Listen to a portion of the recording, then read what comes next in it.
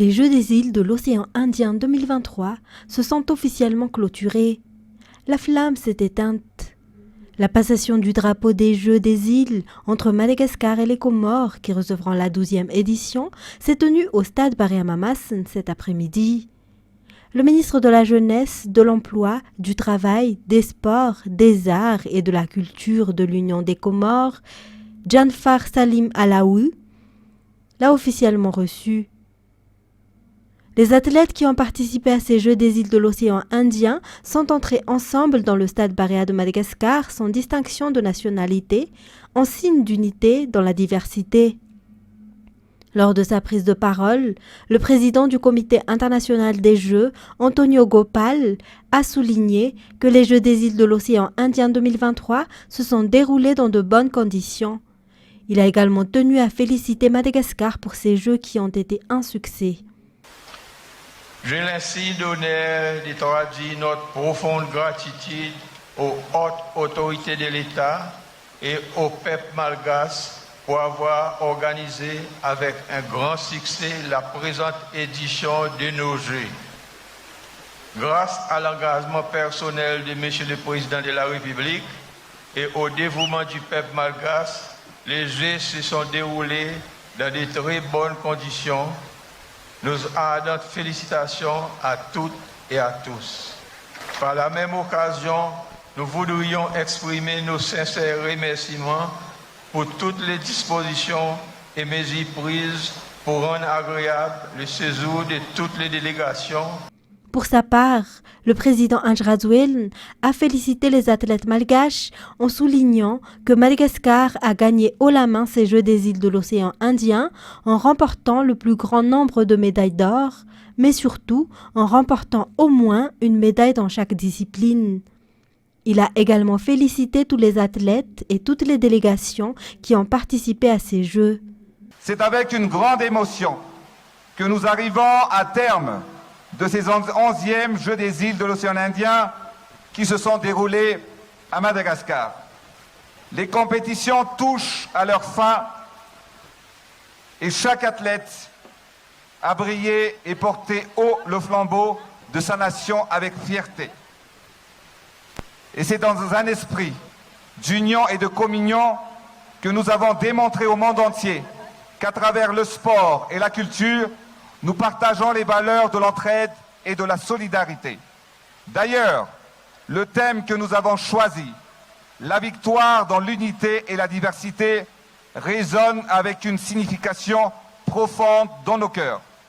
Je félicite tous les athlètes qui ont participé, toutes les délégations qui les ont accompagnés, toutes les fédérations qui les ont formés.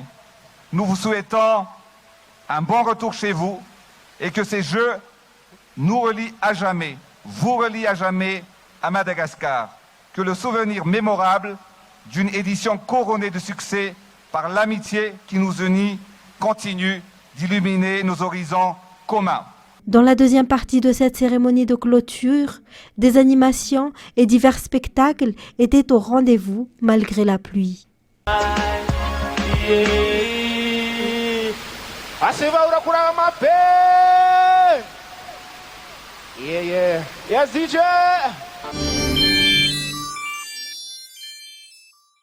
Les Jeux des îles se sont très bien déroulés avec une ambiance assez festive, avec de la concentration évidemment, avant de commencer les compétitions. Et après, c'est vrai que c'est toujours très sympa de se retrouver tous ensemble, les différentes délégations, et pour pouvoir profiter d'un moment assez particulier puisqu'il a lieu que tous les 4 ans, quoi.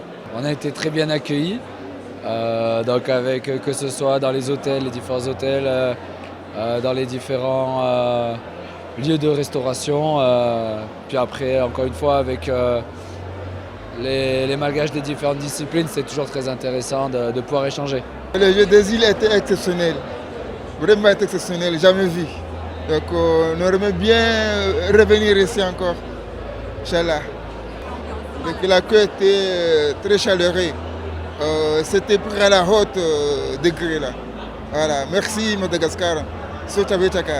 Franchement, c'était super, il n'y avait rien à dire, il y avait une super ambiance et les malgaches ils sont super chaleureux. J'ai bien aimé, c'est super beau ici, franchement rien à dire. C'est la première fois que je viens à Madagascar et c'est une super belle île en tout cas. Franchement, on a été bien accueillis, il n'y avait rien à dire, on était bien pris en charge. On avait des super guides, ils étaient là pour nous à notre disposition. Franchement, il n'y avait rien à dire là-dessus. C'était super. J'avais déjà participé au Jeu des îles 2019, c'était à Maurice. Ici, franchement, je dirais qu'il y a une ambiance, c'est plus fort, c'est une autre énergie. Voilà. On a été très contents de l'accueil des Malgaches. On veut quand même les remercier. Ça a été vraiment un moment de plaisir, un moment de partage. En tout cas, bravo, merci à vous, les Madagascar. Voilà ce que je voulais dire. Les éléments des forces de l'ordre sont aux alentours de Mamas depuis 5 heures ce matin. Ils sont 3250 à y être mobilisés pour la cérémonie de clôture de la 11e édition des Jeux des îles, selon le lieutenant-colonel Raoul John Tudz, commandant groupement de la gendarmerie d'Analamangue, et le commissaire de police Radanielson Anjian, commissaire central. Les tickets d'entrée ont été distribués dans 4 endroits, notamment Timbazaz en face du Sénat Anoussi, au bazar du quartier et du côté du Saint-Michel-Mbouida. Les citoyens ont approuvé cette nouvelle mesure. Selon eux, cela les rassure qu'il n'y aura plus de bousculade. Une fois leur ticket reçu, les spectateurs ont rejoint les portails où ils doivent entrer. Sur place, l'ambiance était déjà au rendez-vous. Des fanzones sont installés pour ceux qui n'ont pas reçu leur ticket d'entrée.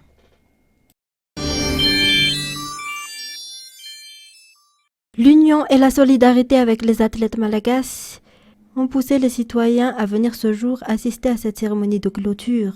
Selon eux, les Malagasy ont remporté une grande victoire en décrochant le maximum de médailles. C'est pour cette raison qu'ils sont venus ici pour honorer les athlètes. D'autres sont également venus pour le show car ils étaient satisfaits de l'ouverture et s'attendent à un show exceptionnel. C'est notamment le cas de ce groupe d'amis venus de loin.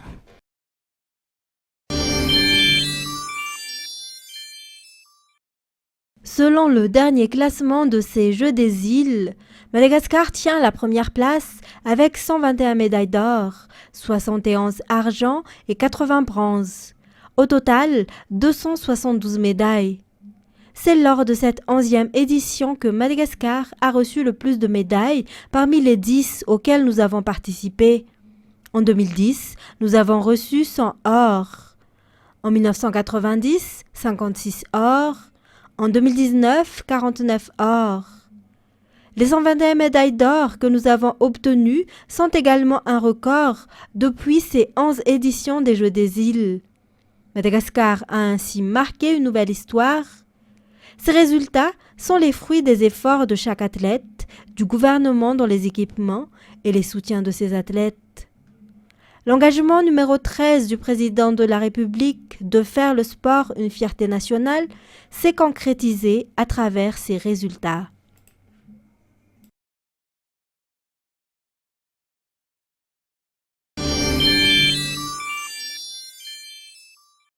« 30 ans après la dernière médaille d'or obtenue par Madagascar à l'occasion des Jeux des îles, les Barrets de Madagascar redeviennent champions de l'océan Indien après cette 11e édition des Jeux des îles. Selon le coach Roro, les Malagasy méritent cette victoire vu les efforts que ces joueurs ont effectués. Cette médaille d'or marque l'histoire du pays. 4 jeux, 3 victoires et un match nul, tel est le résultat obtenu par les Barrets. Tenji Matanya est sacré meilleur buteur selon les statistiques avec 4 buts dont le dernier était le plus important. Les Barrets ont quitté le pays ce jour pour l'Angola pour leur dernier match de qualification pour la CAN qui se tiendra le 7 septembre à 19h heure de Mada.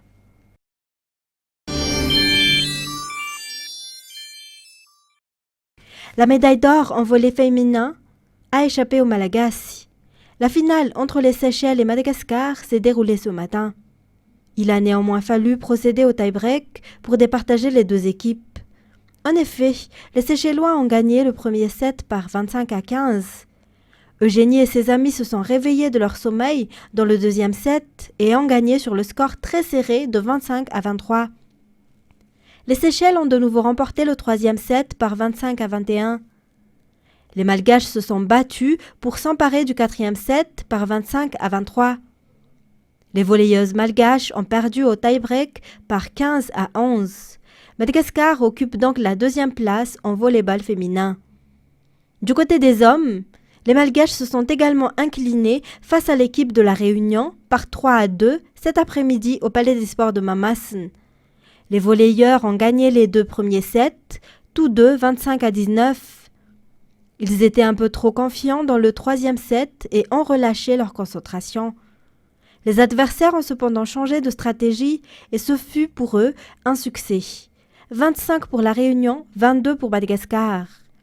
Les Malgaches se sont battus avec acharnement dans le 4e set, mais les Réunionnais ont remporté le 4e set, ce qui a débouché sur un tie-break. La Réunion a battu les Malgaches par 15-11 au tie-break. Ainsi, les Malagasy hommes et femmes n'ont obtenu que la médaille d'argent en volley lors des Jeux des îles organisés à Madagascar.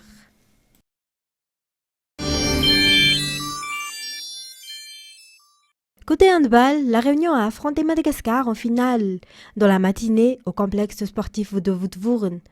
L'équipe féminine de la Réunion a remporté la médaille d'or après avoir battu l'équipe malgache par 30-20. Nous sommes à la 2e place et avons remporté la médaille d'argent. Du côté des hommes, la Réunion et Mayotte se sont affrontés en finale. La Réunion a remporté la médaille d'or après avoir battu Mayotte par 28-16. Mayotte a remporté la médaille d'argent si Madagascar se trouve à la 3e place.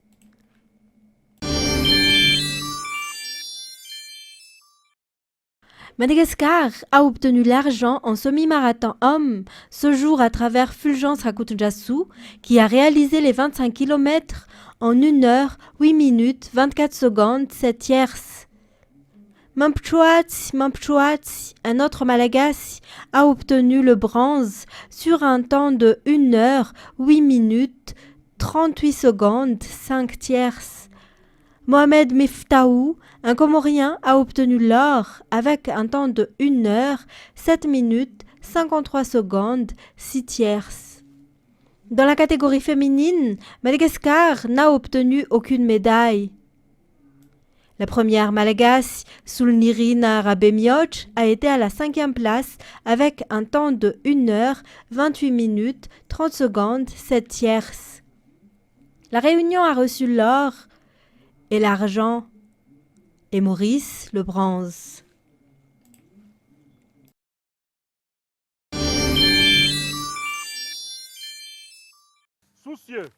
Ils se disent soucieux de favoriser la continuité de l'État. C'est dans cet objectif que les militaires putschistes du Gabon se sont exprimés sur la chaîne nationale d'information en continu. Au cœur de leur intervention, les frontières du pays fermées depuis le coup d'État qui a chassé Ali Bongo du pouvoir. Le Comité pour la transition et la restauration des institutions, CTRI, décide avec effet immédiat de la réouverture des frontières terrestres, maritimes et aériennes. Une mesure prise selon les putschistes pour préserver les bonnes relations avec les pays voisins. Le couvre-feu demeure néanmoins en vigueur sur l'ensemble du territoire entre 18 et 6 heures du matin. Cette déclaration se fait dans la lignée de la prise de parole la veille de Brice Oligui Nguema, le nouvel homme fort du Gabon. La dissolution des institutions de la République est temporaire. Il s'agit de les réorganiser afin d'en faire des outils plus démocratiques et plus en phase avec les normes internationales. Depuis mercredi, le général Oligui Nguema a mené des rencontres avec les partis d'opposition, le corps diplomatique, les organisations internationales et les bailleurs de fonds. Il doit prêter serment lundi en tant que président de la transition. Le président destitué Ali Bongo est, lui, toujours en résidence surveillée dans la capitale Libreville.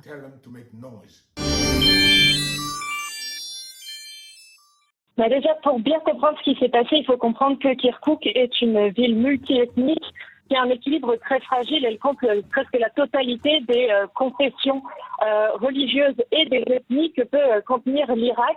Donc les tensions elles ont commencé à monter à partir de lundi lorsque les partis arabes et turkmènes de Kirkouk ont appelé leurs partisans à organiser un sit-in pour s'opposer à l'évacuation de forces irakiennes d'un bâtiment pour permettre le retour du Parti démocratique du Kurdistan dans ce bâtiment, ce parti qui est absent depuis 2017 de Kirkouk. Donc ces partis-là, turkmènes et arabes, ont organisé une manifestation qui a duré tout au long de la semaine. La route d'accès de Erbil à Kirkouk était bloquée et donc ce samedi, des manifestants kurdes sont venus protester contre le blocage de cette route. Les manifestants se sont fait face, des forces de sécurité ont été déployées pour servir de tampon entre les manifestants et des tirs à balles réelles ont donc eu lieu et ça, vous l'avez dit, ça a résulté en 3 morts, mais les sources divergent quant à l'origine de ces tirs. Le gouvernement fédéral irakien a demandé l'ouverture d'une enquête.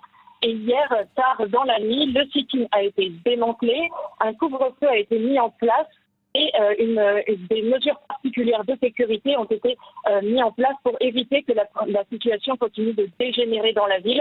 Mais la colère continue de gronder à Kirkouk. Merci beaucoup, Marie. C'est dans un chantier en bord de route qu'une centaine de Soudanais arrivés en Tunisie ces derniers mois ont trouvé refuge à Zarzis, au sud de la Tunisie. Ali, un habitant, les autorise à dormir sur place. Ils sont venus d'eux-mêmes. J'ai prévenu les autorités, mais il faisait très chaud, donc je ne voulais pas leur dire de partir. Il faut faire preuve d'humanité. Ils ont été jusqu'à 200 personnes dans cet endroit. Certains restent quelques jours, puis s'en vont. Ali a essayé d'aménager comme il pouvait le chantier. Ici, j'ai fait un mur pour éviter qu'ils ne soient gênés par le soleil, surtout avec la chaleur qu'il fait. La glacière que vous voyez ici, ce sont des gens de Zarzis qui l'ont amenée. À l'extérieur, des douches et toilettes de fortune ont été installées. Ici, c'est leur cuisine. Là, leur marmite. C'est pas l'idéal, ni normal.